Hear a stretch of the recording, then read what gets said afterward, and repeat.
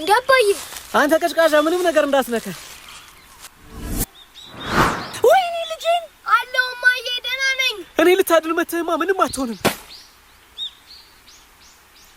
ምንድነው የኔ ውድ ባለሽበት ቁሚ ታርዛን ነው እንደዚህ ጫካ ውስጥ ያለው የኔ ውድ የሆነ ነገር አድርግ ይሄ ልጅ ምን ውስጥ እንዳለ አልገባውም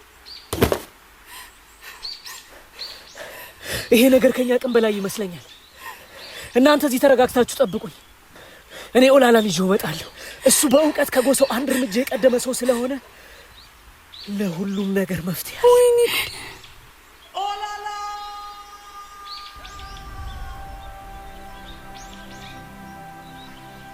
ባርኮት እባላለሁ ወደዚህ ጫካ የመጣ ነው ከ3 ቀናት በፊት ነበር ልጅ አሁን ይመጣል እሺ አሁን ይመጣል የመጣንበት ምክንያትም ለበሽታዬ መድኃኒት ፍለጋ ነበር እኔ ዓለም ላይ እጅግ በጣም ጥቂት ሰዎች ላይ ብቻ በሚከሰተው አውቶቢሪዌሪ ሲንድሮም ወይም ሳይጠጡ በመስከር ህመም የተጠቃው ሰው ነኝ በዚህ በሽታ አንድ ኒኬስ የተባለ እንግሊዛዊ ጎልማሳ ተጠቅቶ እንደነበር ሰምቻለሁ ሰዓት ከፊልም በነጻ ጅዋጅዌ የተጫወትኩ ነው ህመሙ የስካር በሽታ ነው ማለትም ምንም አይነት የአልኮል መጠጥ ሳልጠጣ ከመሬት ተነስቼ እሰክራለሁ የህመሙ ክፋት ደግሞ አፍ ላይ ሳይቀር የአልኮል ጠረን ማምጣቱ ነው በዚህም ምክንያት የትኛውንም ሰው እመነኝ አልኮል አልጠጣሁም ብል እንደ እብድ ከመታየት ውጭ ሰሚ አላገኝ ጭራሽ አልሰከርኩም ይላል እንዴ ጋንጋን እየሸተተ መንጃ ፈቃድ አምጣ አንተ እመነኝ እኔ ሰክሬ አይደለም አሞኝ ነው ቢያምህማ ነው እንዲህ እስክትሆን ጠጥተህ 2 መኪና ገጭተህ የመጣው እኮ ህመሜ ሲነሳ እንደዘከረ ሰው ጭንቅላቴን እያዞረ አንደበቴን ቆልፎ ስለሚያንገዳግዳኝ ነው እንጂ እመነኝ ጠጥቼ አይደለም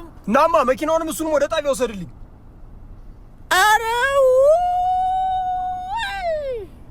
ይህ የስካር በሽታ የሚከሰተው በሰውነታችን በተለይም በአንጀታችን ውስጥ የሚገኙ እርሾዎች ወይም ባክቴሪያዎች እኛ የምንመገበውን ካርቦሃይድሬትና ስኳር ወደ አልኮልነት ወይንም ኢታኖል ሲቀይሩት እንደሆነ ዶክተሮቹ ቢነግሩኝም መፍትሄ ግን አላገኘው አንዳንዴ ታዲያ የማይሆን ቦታ ላይ ድንገት ህመሜ ይነሳና ነገሩን በሙሉ እንዳልነበር አድርጌ ብልሽት ሽቱን አወጣዋለሁ እና ልጁ ምን አለው አላችሁኝ አረ ምንም ወፍ ነው ያለው ሰፈር ውስጥ ያለ ድንጋይ ላይ ቁጭ ብሎ ወፍ ሲያረባ ነው የሚውለው ማለቴ እርግብ በመሸጥ ነው የሚተዳደረው አጠገቡ ደግሞ ለልጆች የሚሆን ቆንጆ ድንጋይ አዘጋጅቶላታል አሁን ሲጋቡ እዛ ላይ ቁጭ ብላ አብራ ወፍ እያረባች ትኖራለች እንጂ ሀብት ወፍ ውጡ አረ ምን ወጣ ምን በዚህ በኩል ምን ቤት በቀላም ደና ነው አለሽ ማዬ አለሁ እኔ ልጅ አለሁልሽ ሁሌም የማዝነው ግን በሽታዬ ሲነሳ የሰፈር ሰዎችን ያለ ስማቸው እየጠራው በማስቀይማቸው ነገር ነው እንዴት አደራችሁ እንዴት አደርሽ ወይዘሮ ችግኝ አረ ወይዘሮ አትክልት ነው ስማቸው አትክልት ችግኝ ዋናው ሐሳቡ ነው ምንድነው ልዩነቱ አጅሬው እኔን ደግሞ እጽዋት በለኛ ምን ፈለክ አንተ ምን አለብህ 5 ሳንቲም ሳታወጣ ሞቅ ይላል ምን ሆነሃል ተክሉ የሱ እኮ ህመም ነው ምን ነው የሱን በሽታ ለኔ ባረገው እኔ እንዲሞቅ እንዲለኝ ምን ያህል ገንዘብ እንደከፈልኩ እኔና አስተናጋጇ ነው የምናውቀው የሱ እኮ በነፃ ነው በሽታ ይላል ቀልደኛ በቅርቡ ስለ ህመሜ የሰማው ይህ የባለቤቴ አብሮ አደግ የሆነው የዳሽን ባንኩ ሰራተኛ ስለ ኦላላና ጥበቡ ነግሮን ነው ወደዚህ ቦታ እንድንመጣ ያደረገን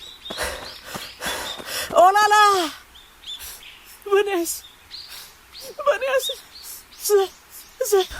የጫካው ጠቢብ ኦላላ ይህ በጥበቡና በስራው ከማህበረሰቡ አንድ እርምጃ የቀደመው ኦላላ ያለፉትን 3 ቀናት ስለ ራሱ እየነገረን እንዲህ አከመኝ ለአንተ በሽታ የሚረዳህ መድኃኒት ኒም የተሰኘ ዛፍ ቅርፊት ነው ይገርማችኋል ይህንን ተክል ህንድ ውስጥ የመንደሩ ፋርማሲ ወይም ተአምረኛው ዛፍ እያሉ ይጠሩታል ከቅጠሉ እስከ ቅርፊቱ ከፍሬው እስከ ስሩ ድረስ መድኃኒት ነው እና ያድነዋል ማለት ነው እንደምታውቂው በሽታው በቀጥታ ከአመጋገብ ጋር የተያያዘ ስለሆነ ስኳርና ካርቦሃይድሬት ማቆም አለበት ተክሉ ፈንገሱን ቢገለውም እንኳን እሱ ስኳር መመገቡን ከቀጠለ ፈንገሱ ተመልሶ ማደጉ አይቀርም ስኳር ደግሞ ለፈንገሱ ነዳጅ ስለሆነ እሱን ካላቆመ አልኮሉ መመረቱን ስለሚቀጥል እሱን አቁሞ የኒም ቅርፊቱን እኔ በምላችሁ መሰረት መጠቀም አለበት ይሄ ሁሉ ጥበብ ግን እዚህ ጫካ ውስጥ ሆነ እንዴት ኖረ በአንድ ሰውና በአንድ መጽሐፍ አማካኝነት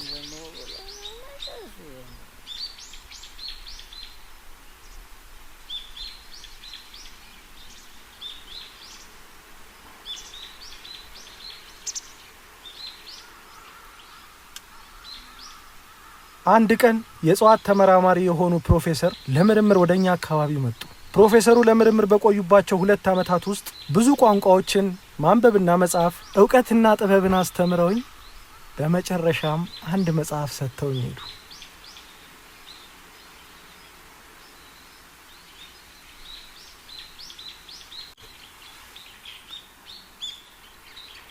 ምን ነበር መጽሐፉ? መጽሐፉ ስለ ፈዋሽ እጽዋቶች የሚናገር መጽሐፍ ነበር። የሚገርምሽ ሁልጊዜ ለህዝብ ጥቅም የሚሰራው መጽሐፉን ስፖንሰር ያደረገው ዳሽን ባንክ እንዴት ራሱን በማዘመን አንድ እርምጃ ቀድሞ እንደ ዳሽን ተራራ በከፍታ ላይ መቀመጥ እንደሚችል ያኔ ወደፊት ራእዩን የመጽሐፉ የመጀመሪያ ገጽ ላይ አስቀምጦት ነበር። እኔም ከስፖንሰር አድራጊው ዳሽን ባንክ አንድ እርምጃ መቅደምን ከመጽሐፉ ደግሞ የእጽዋቶችን ፈዋሽነት ተማርኩ። የኔ ውድ አባዬ አባሳይ ደርሰንልሃል። እሺ ከመጠመዱ በፊት ያነሳው ዕቃ ነበር እንዴ? አዎ የሆነ ነገር እያነሳ ነበር። አይዟችሁ፣ እንደዛ ከሆነ ይሄ ወጣቶች ወጥመድ ነው ማለት። በእኛ ጎሳ የሰው ንብረት ማንሳት ነውር ስለሆነ የወደቀ ዕቃ ሲኖር ባለቤቱ እስኪመጣ ወጣቶች በወጥመድ ይጠብቁታል። ያንን ዕቃ ተሳስቶ ሊያነሳ የሚሞክር ሰው ወጥመድ ውስጥ ይወድቃል። ያነሳው ባለቤቱ ቢሆንስ? ወጣቶች ከእርሻ ሲመለሱ የእሱ መሆኑን አረጋግጠው ይሰጡታል። እና ይስጡታ፣ እኔን አውርዱኝ።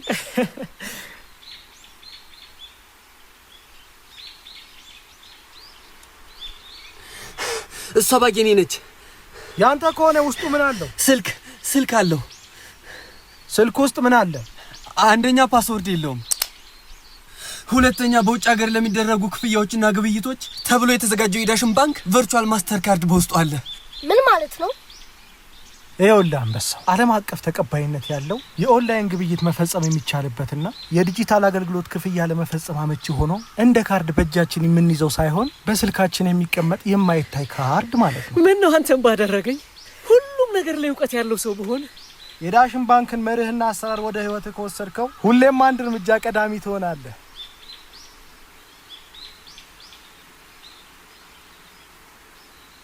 ከመጽሐፉ ባገኘው እውቀትም ከ30 ዓመት በፊት ታዳጊ የነበረው ኦላላ አሁን ከነ ማህበረሰቡ አንድ እርምጃ ቀድሞ የኔ አይነቱን መፍትሄ ፈላጊ በታማኝነት ራሱ በገነባው ዘመናዊ ዓለም ውስጥ በጥበቡ እያገለገለ በከፍታ ይኖራል።